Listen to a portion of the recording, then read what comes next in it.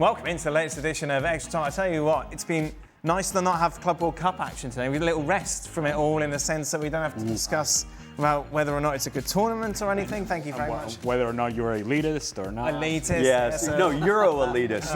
Yes. Yeah.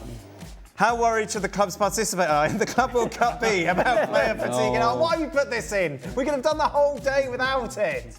With a feet injury going into the coming season, at what point do the players need to make a stand for their own benefit, or can they? Make this quick, everyone. They will. Cool. They will make a stand at some stage because there we go. They have to. It's just, it's too much. Okay, good. For Kasey, that's it. I've done very well. For Kasey, has Matt Freese made the case to be starting goalkeeper next year? I think Who's in contention for this? Well, there's the Everybody. I think anybody. Where's Matt Turner these days? Well, on the bench. Yeah, I think anybody who can consistently play for their club team is going to be in contention for the starting role. And look, I think Ollie talked about it earlier in the show. I think right now, Matt Turner would be the person you would have to play. Even though he's not playing? Correct. Right. Saving penalties is one thing. Look, Ali did a nice little hand movement. It's W. He said no. He's talking about Matt Freese, and he said he lit up the penalty shootout. Yeah, like you did something with your hand, which is brilliant. I mean, it's always great when you can step up in a penalty shootout and help your team. Yeah. But I think if you've looked at his game from the run of play, right, it's not where it needs to be to go into a World Cup yet. Okay. Now, can that develop? You know, he's 26. We know goalkeepers are going to develop a little later, but he's done well. But again, we also have to talk about who we're playing against. When will you peak Kasey?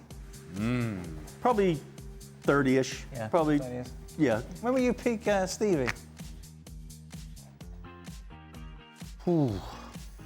I'd probably say about 20, 25. 25, 26. 25 what year was that? Was that 88, 89, that sort of time? Yeah, there you go. Ali? Don't even come to me, Dan, because you were about to ask me and you skipped right over me. You're like, when were you pick Stevie?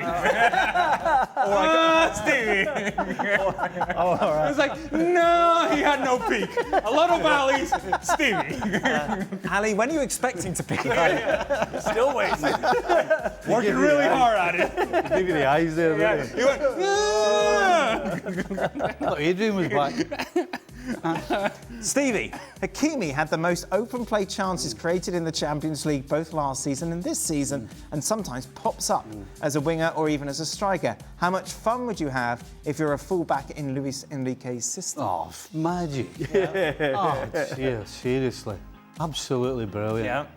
Well, because if he doesn't score these goals, but he gets a shot off or he's involved in a passing, moving type of thing in the attacking third, if the ball breaks and you're countered on, it feels like, and I'm going to assume today, nobody says to the fullback, "Where were you?" Yeah, you're absolved of the blame. Oh, Ronnie Moran. I mean, Ronnie Moran. If the ball ended up in the back of the net, he'd be like, "What's your job again?" Right. Yeah. That's all it would be, and he'd be like, so you'd end up being so. You would so make sure that before you went that there was somebody there or somebody was clearly going to cover for you. It wasn't a case of just you're off. You had to check all the boxes first. So this would be fantastic. I'm not sure if this is tongue-in-cheek, Ali, but we're going to go for it anyway. Okay. Have you ever seen such a live wire like Diego Luna? Okay. If you were Mexico, how would you defend against him? I think what Diego Luna has done for himself in this tournament, and he started at Nations League, is that he gives this team a different look. There aren't many players, and I would venture to say, not just in this pool of the national team, but in the pool of the national team as a whole for the United States, that are willing to take players on, that are willing to do a little step over, a little something, a little bit of magic. Yeah. He dares to do those sort of things, and he plays outside the script, which is what makes him look like a live wire. The other thing that I think helps Diego Luna is the way he looks. He doesn't look like a player. No. Right? He's got all the tats and the hair and the thing, and you look his body composition, you kind of go, man, how is this guy gonna run by anybody? Believe me, I know what that feels like. Peak Alley? Yes, very much like that. And this guy does those things that are creative, are dynamic, are explosive, and it stands out in a group that for the most part is passing from point A to point B. Pedestrian. Yeah. And so much of that passing is backwards. Yeah. And he's going forward. But my question would be, okay, he's done all these good things, right? Well, where does he fit in when Pulisic comes into the picture? Because Pulisic is going to play. Does that mean that there's a place for Diego Luna on the opposite side? Do they play with 3 strikers, or is he underneath? What is his role? Because Pulisic comes in, and now Diego Luna, his position changes, and his role changes dramatically as well. That's a decision Pochettino's going to have to make. As for Mexico, I think they'll have enough of the ball in Mexico that Diego Luna is going to have to be concerned about defending much more so than the offensive part of his game. But when he does get forward, he's the one that is going to have to create. I'm still waiting for Patrick Agerman to give me a dynamic run, a dynamic movement. I'm waiting. Still hasn't. But Ollie, we've talked the same thing about both Mexico and the United States with the squad they have. There's not a lot of dynamic. There's really no dynamic players on either team where you're saying, wow, this guy's going to stretch the back line. This guy's going to drop a shoulder. Should we talk about dynamic players as I'm moving on Let's from go this? for it. Look at this, oldie but a goodie. Start bench or drop, Kasey. Uh-oh. Arjen Robben, Franck Ribery, Angel Di Maria. Oh, man. It's kind of hard to, I mean, I don't know. That's it. I think if we're going like peak, like at their best, I'd probably go Ribery, Robben, Di Maria. Ali? Di Maria, Robben, Ribery. Really? You'd have Di Maria over... Well, I'm looking at the totality of... Sure, the longevity. And Yeah, you go longevity, I'll go like at the very best they were. Yeah, I'm looking at Di Maria, and I just think we don't appreciate Di Maria nearly as much for a couple of things. One, because we're always paying attention to Lionel Messi.